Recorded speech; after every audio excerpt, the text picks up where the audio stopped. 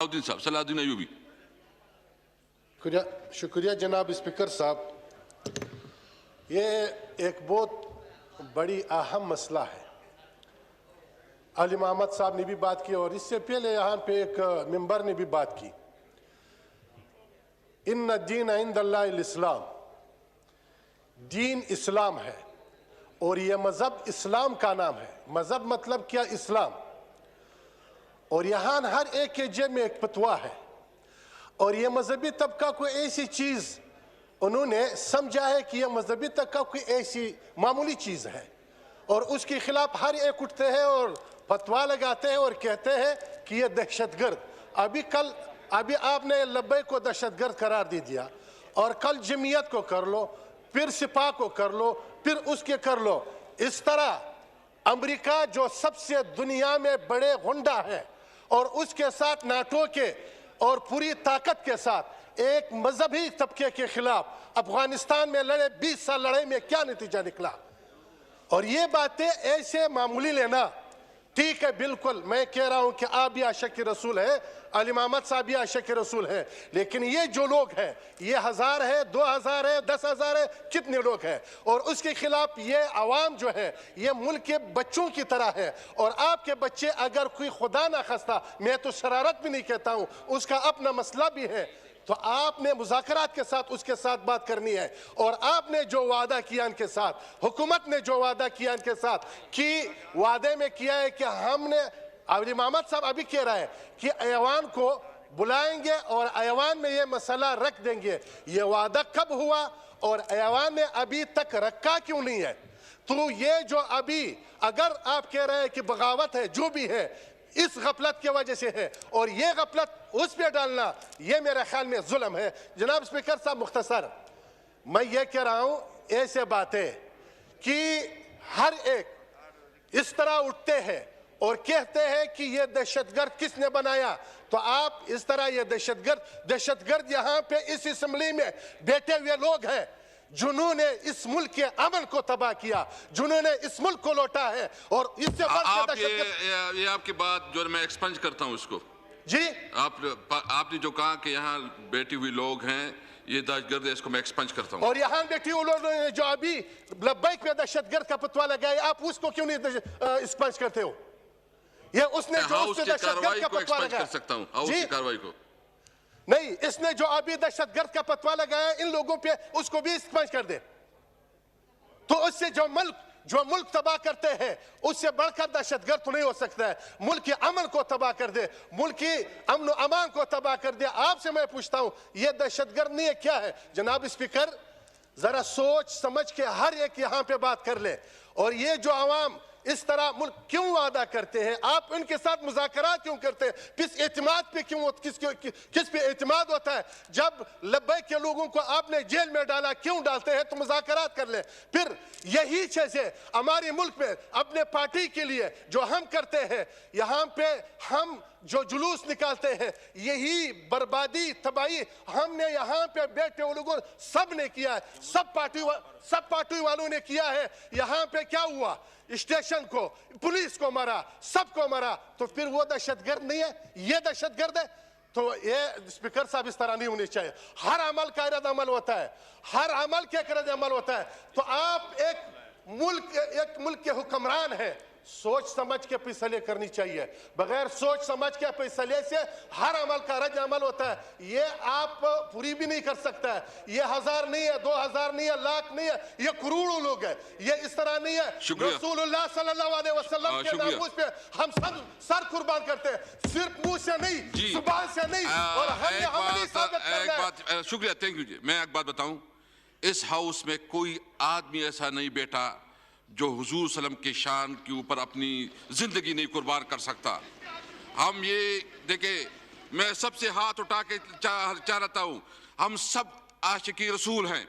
हम सब जो है ना, हमारे लिए इतना जितना मतलब हम समझते हैं कि हम जो है ना हुजूर सल्लम हमारे लिए, इसके बारे में हम कोई सियासत नहीं कर सकते। हमारे, मैंने पहले भी कहा था जी, मोहसिन दावड़ प्लीज।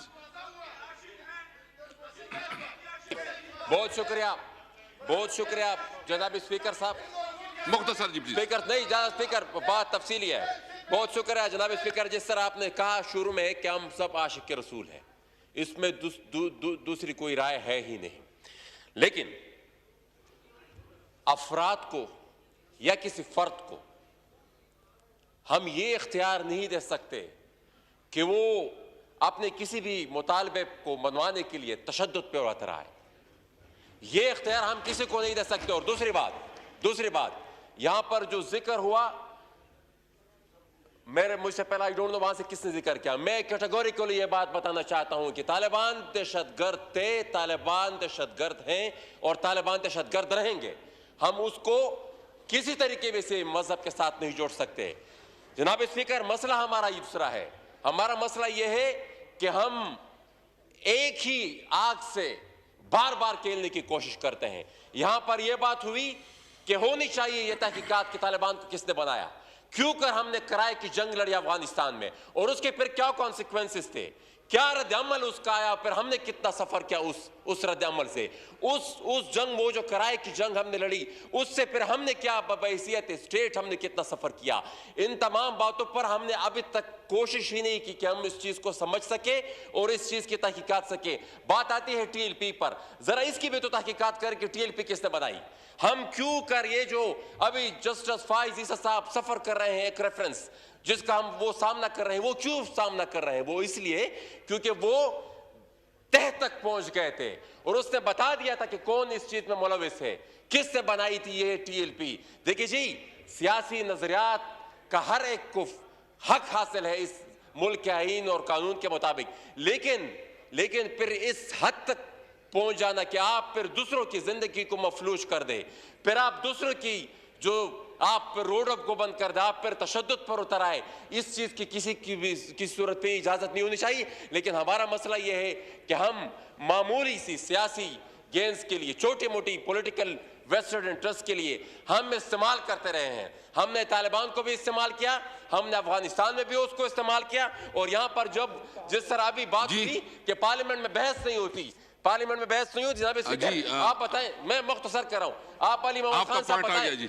आपका पॉइंट आ गया। नहीं यार, टाइम बहुत शार्ट। अली मोहम्मद साहब जस्ट स्पीकर साहब जस्ट क्विक, आप क्विक उसको रिस्पॉन्ड करें, क्विक देता हूं जस्ट क्वेश्चन। सर मैं ये कहना चाहता हूँ, मैं यहाँ पे हम आराम से गुफ्तगू कर सकते हैं अगर मेंबरान चाहें, अगर मेरी बात अगर ये सुन लें, क्योंकि इनकी बात हम सुनने के लिए तैयार हैं। यहाँ पे लड़ने मरने के लिए कोई नहीं आया।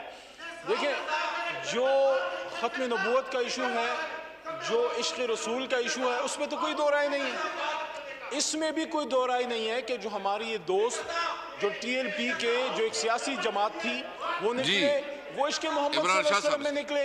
लेकिन सिर्फ इशू ये है कि जब लॉ एंड ऑर्डर का मसला पैदा हुआ तो हुकूमत को सख्त इक़दाम लेने पड़े। बाकी इसमें तो कोई दो राय नहीं है। जो बैक वाले निकले वो भी मोहम्मद सल्लल्लाहु अलैहि वसल्लम के इश्क़ में निकले, और हम जो बात करते हैं हम भी इश्क़ रसूल में बात करते हैं। लेकिन यहाँ पे मैं दोबारा ये कहना चाहता हूँ कि हुकूमत ने कोई ऐसा फैसला खुद नहीं किया था। और दूसरा, देखें, जब भी कोई आपकी मुल्क के कोई सियासी जमात या कुछ लोग आते हैं, हुकूमत उनसे बात करती है। ये कैसे हो सकता है कि यहाँ पे कुछ लोग आके बैठे और आप उनको क्रश कर दें या उन पे कोई एक्शन कर दें? जब जरदारी साहब की हुकूमत थी, कादरी साहब आए, उनसे उन्होंने बात की। जब मियाँ साहब की हुकूमत थी, यही लोग टीएलपी के हमारे दोस्त आए, उन्होंने उनसे बात की, एंगेज किया। हमारी हुकूमत में दो बार ही आए। एक टाइम पे जनाब शहरियार खान अफरीदी साहब इंटीरियर मिनिस्टर थे, उन्होंने अपने कादरी साहब के ताउन से उनसे एंगेज किया और पुरअमन तरीके से मामला हल हुआ। दूसरी बार जब ये आए हैं तो interior minister brigadier Ejaz Shah साहब और कादरी साहब ने फिर एंगेज किया। ये हमारे पाकिस्तानी हैं, हमारे भाई हैं, ये कोई दुश्मन नहीं है, कोई दहशतगर्द नहीं है जो इधर आए थे। उनसे बात हुई। लेकिन मैंने दोबारा आपको ये बता रहा हूं कि बात वहां पे होती है और होती रहती है जहां पे कोई बात आपकी सुनने के लिए तैयार हो। हमने उनसे नेगोशिएट किया और उनको यही बताया गया कादरी साहब की तरफ से, 7 घंटे उनके साथ मुस्तकिल नेगोशिएट किया कि हम आपका मुआहदा ले आएंगे। तो कोई ऐसी बात नहीं है, कोई किसी का कोई जुल्म जबरदस्ती की बात नहीं है। हाँ, इस बात पे सब एग्री हैं, पूरा ऐवान एग्री है कि कोई जत्थे को इजाजत नहीं है, किसी को इजाजत नहीं है कि बजोरे ताकत, बजोरे शमशीर या कोई प्रेशर डाल के हुकूमत वक्त से अपना फैसला मना सके। आप अपनी बात रखें, हुकूमत अपने मामलात देखेगी और उसके बाद उस पर जो मुनासिब होगा